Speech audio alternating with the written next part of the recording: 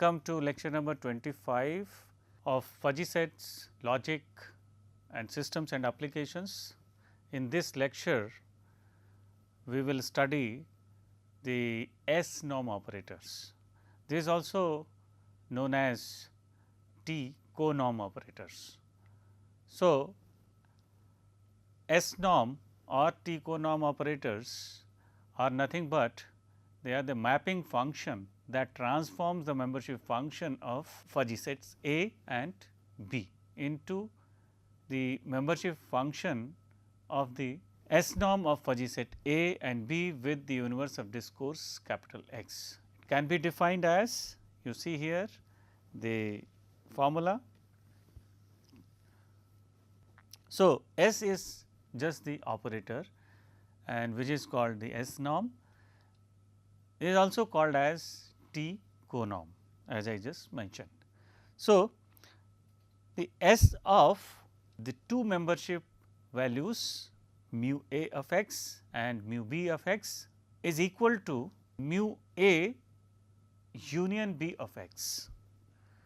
So, here when we are taking the S norm of two membership values that are coming from the two fuzzy sets A and B, this is returning us the membership value which is termed as the mu A union B of x. Why?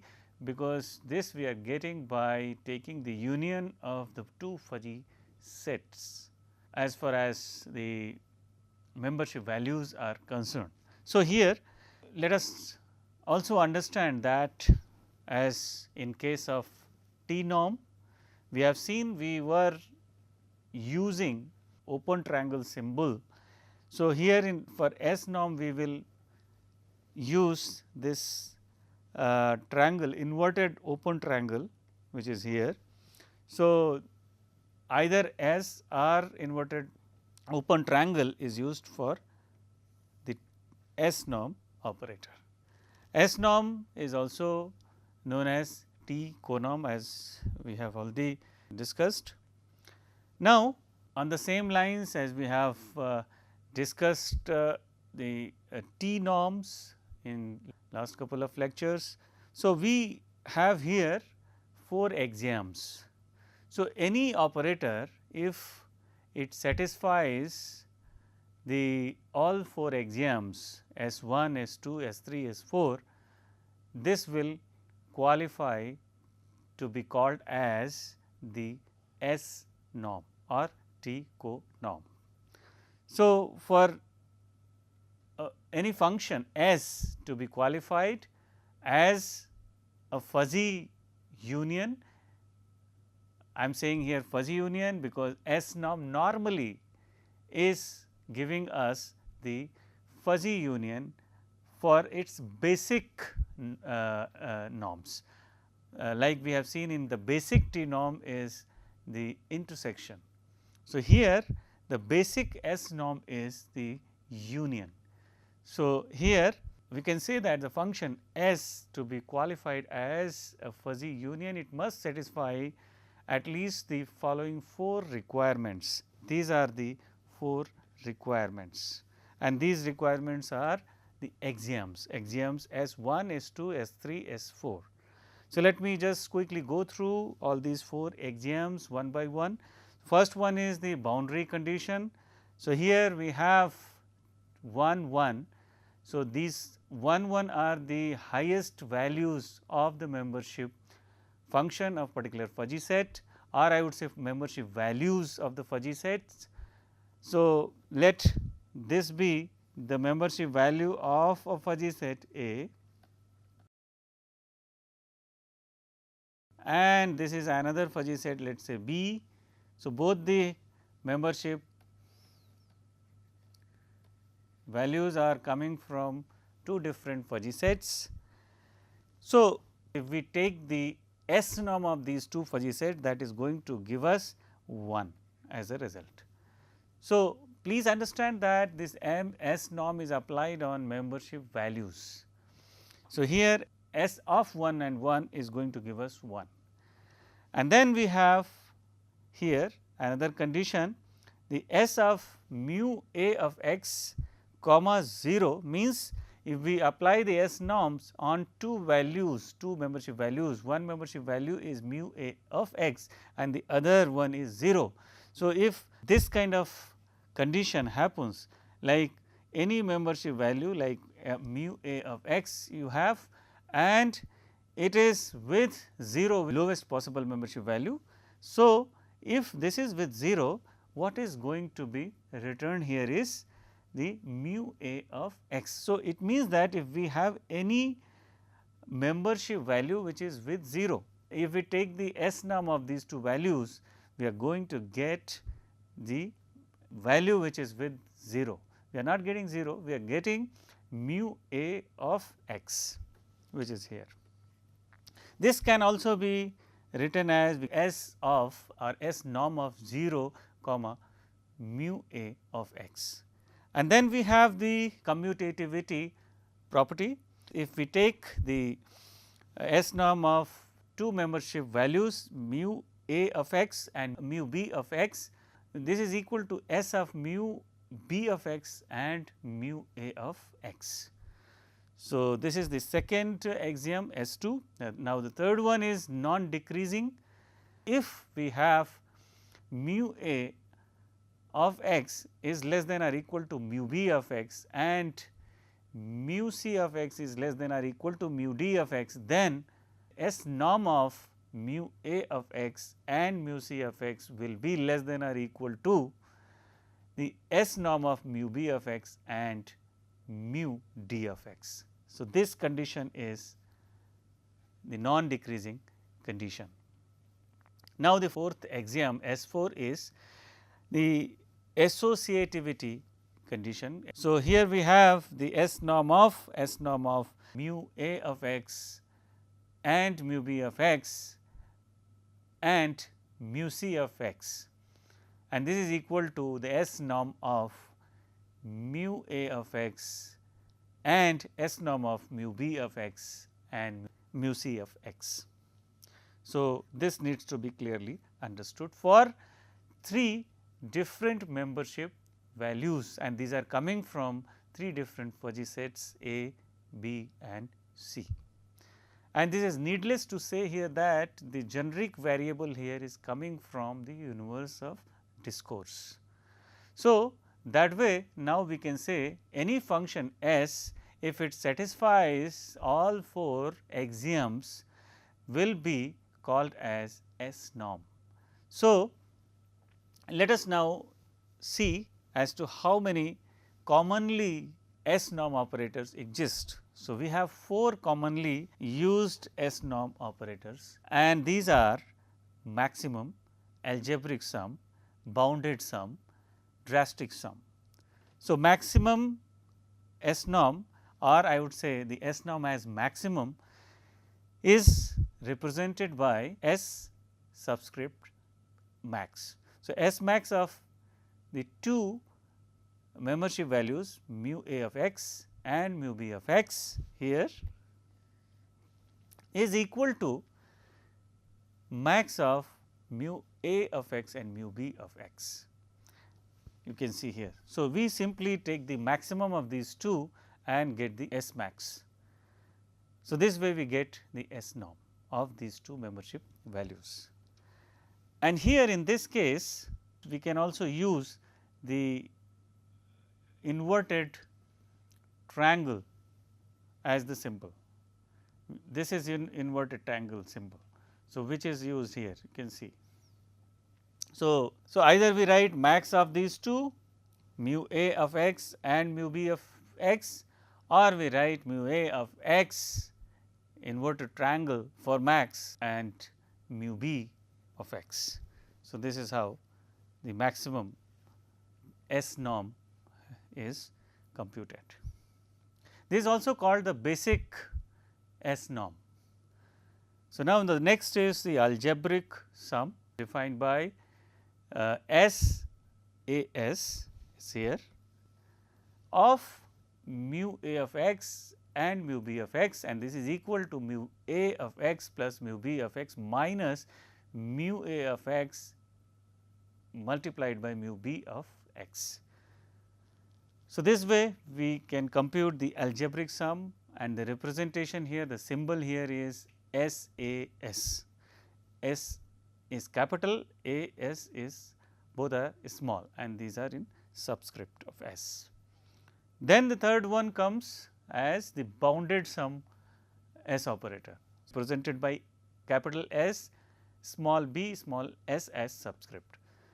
We operate this on two membership values SBS of mu a x and mu b x is equal to 1, and then you see the symbol of min here, which is represented by the open triangle. So, I can say the bounded sum of mu a of x and mu b of x is equal to the minimum of 1 and the sum of mu a of x and mu b of x, which is here.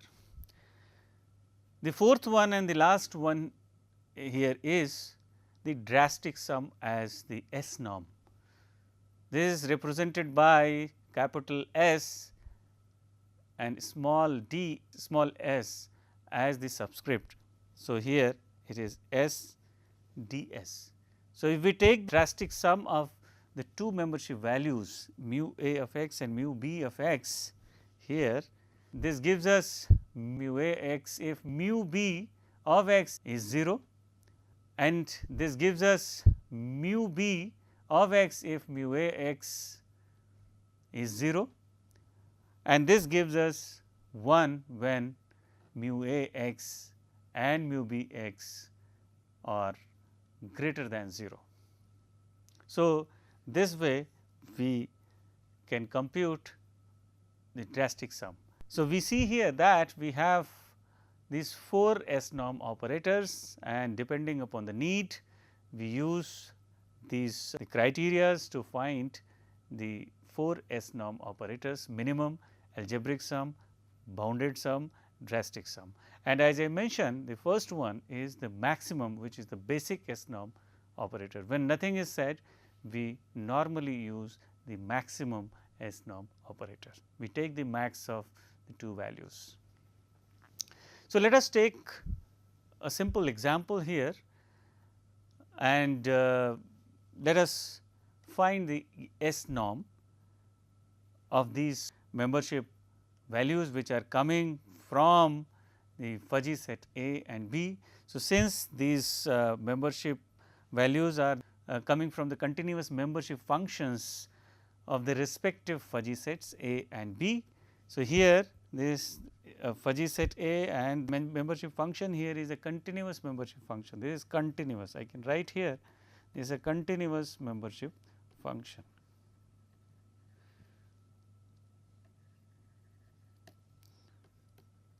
So, we can find any membership value with respect to its generic variable value for both the cases here.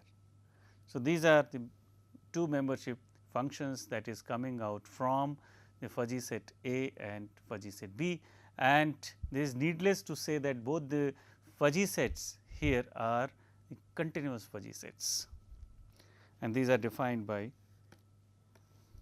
these two expressions. So, let us now find the 4 S norms of the respective membership values from the continuous fuzzy sets A and B. So, let us first find the S norm of these two fuzzy set. So, as per the definition, S max is nothing but S max of any two membership value is going to give us the max of these two membership values. So, let us see what is happening here in this case. So, since we have here the continuous membership functions, so you can get any membership value for the corresponding generic variable value. So, here let us now superimpose these two fuzzy sets, because we are taking the maximum of the two membership values corresponding to the generic variable value throughout and within the universe of discourse.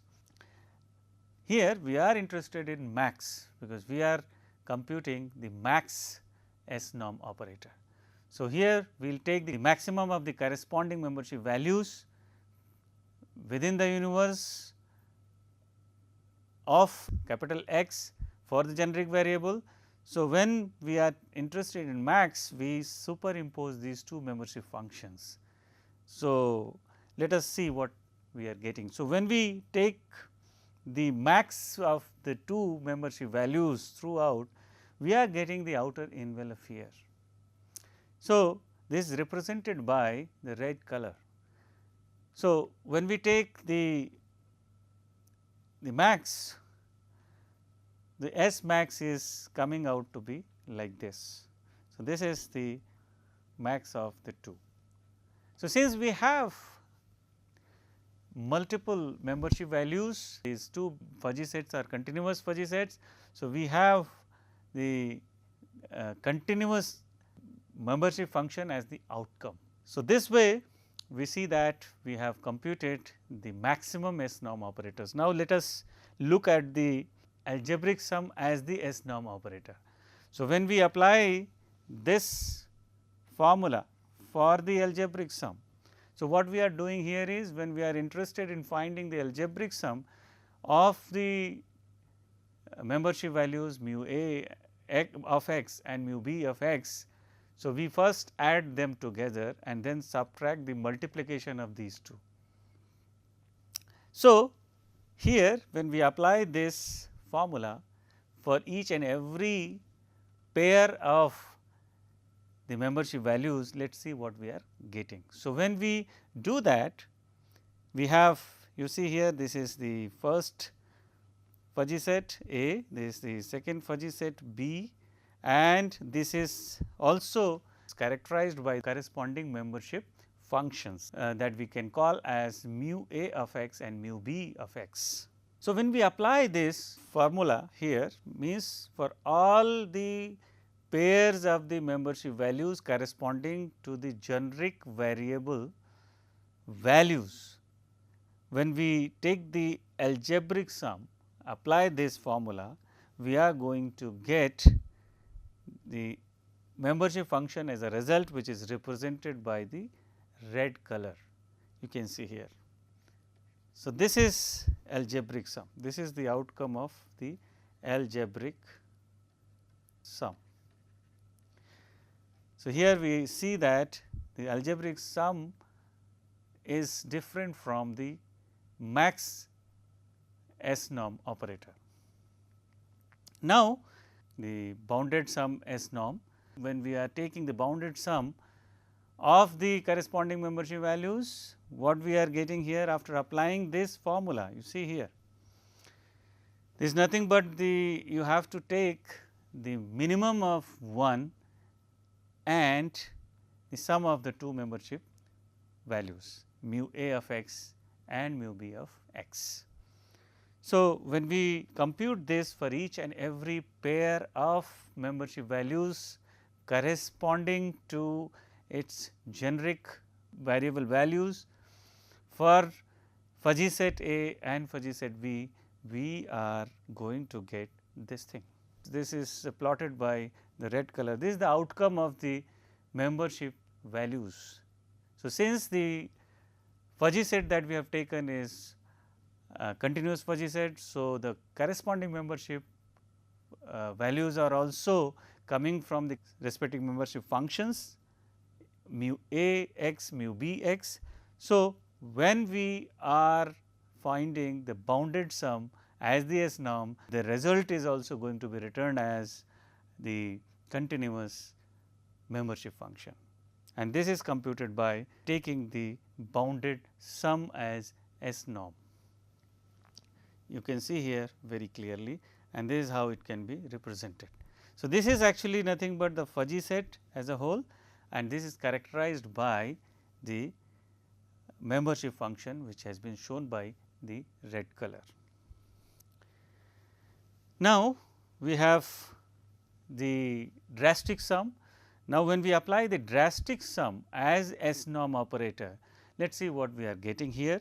When we apply this formula, we see it is returning us mu a of x when we have mu b of x 0. So, similarly, when we apply this criteria mu b of x when we have mu a of x is equal to 0. So, this way we are getting this portion, and we get 1 when we have mu a of x and mu b of x more than 0. So, we see here this portion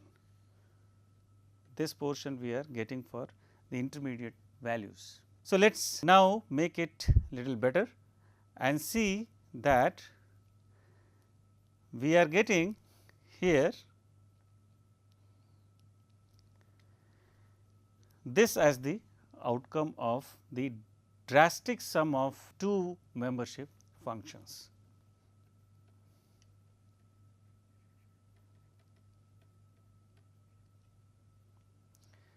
So, this way we have seen how the different S operators are giving us different results when we apply the different S norm. So, first S norm that we have discussed was here as the maximum. You can see here, I am quickly going back here S norm and then algebraic sum on the same set of fuzzy sets, and then you see here the bounded sum here, and this is what is being returned as the outcome when we apply bounded sum, and then we have the drastic sum. So, see how the outputs are different from each other. Now, let us take one more example here. Earlier we took two continuous fuzzy sets A and B. Now, let us take two discrete fuzzy sets A and B and see what is the result, what is the outcome as we change the different kinds of S norms. So, when we apply the maximum S norm, we see that we have here for the same example, here we have the fuzzy set, the discrete fuzzy set A and B like this. The A is 0.7 by 1 plus 0.5 by 2 plus 0.1 by 3 plus 0.6 by 4 here, and the B is another discrete fuzzy set which is 0 by 1 plus, normally we do not write 0, 0 is written here just for the computation purpose, but otherwise when we write the fuzzy set, discrete fuzzy set B, here no element will be written for the 0 membership value. So, this will not be included, but here for computation purpose we have written. So, B is equal to 0 by 1 plus 0.8 by 2 plus 0.3 by 3 plus 0 by 4. So, if we take these examples here, so we see that when we are taking the maximum, so here you see the max of all the pairs, corresponding pairs are taken, you see here for all the elements. So, since we have 4 elements here in first discrete fuzzy set A and then second fuzzy set, that is B, which is also discrete fuzzy set, it has only 2 non-zero membership value elements. So, 2 more elements are added with the 0 membership value just for the computation purpose here, because we have to take the max of the 2 membership values corresponding to the same generic variable value. So, for 1 when we take the max, the membership value, the max membership value is coming out to be 0.7, and then for 2 we are getting 0.8, for 3 we are getting 0.3, for 4 we are getting 0.6. So, this way we are getting 4 elements of the resulting fuzzy set or fuzzy membership function. So, this is you see here are the discrete fuzzy set or discrete membership function. When we take the max S norm of the two fuzzy set, we are getting the outcome like this. We can see here that we are getting the maximum of each pairs of the corresponding generic variable value. So, now let us use the same example here and take the S norm algebraic sum. So, when we take algebraic sum, when we apply the formula here, we see that we are getting 4 elements after using this formula, and we can plot here, we can just represent here all these 4 membership values for the corresponding pairs of the membership values that we have taken, and again this is corresponding to the same generic variable values. So, we see that the algebraic sum S norm, when we do, we are getting something different than what we have gotten for the max as the S norm operator. Now, let us go to the third one, that is bounded sum, and the bounded sum S norm, when we apply this formula which we have already discussed, when we apply this, we are again going to get 4 elements of the resulting fuzzy set. So, when we plot these membership values, we see that we have the result, again this is different from the previous one, that is you see here the algebraic sum. So, all these are very similar, but little different. Now, the fourth one is the drastic sum S norm. When we apply this formula which we have already discussed, we are getting 4 elements out of this drastic sum of discrete fuzzy set A and discrete fuzzy set B. So, we see that all these 4 membership values of the resulting fuzzy set is plotted here and is shown in red color. So, this way we can see that how the different S norms are giving us the different results for the same fuzzy sets. By now, we have understood that we have S norm operators or T co-norm operators as the max first. So, first one is the max, I would say the maximum S norm, and then we have algebraic sum S norm, and then we have the bounded sum S norm, and then lastly here the drastic sum S norm. So, in today's lecture we have seen S norm operators. In the next lecture we will study parameterized T norm operators and parameterized S norm operators. Thank you.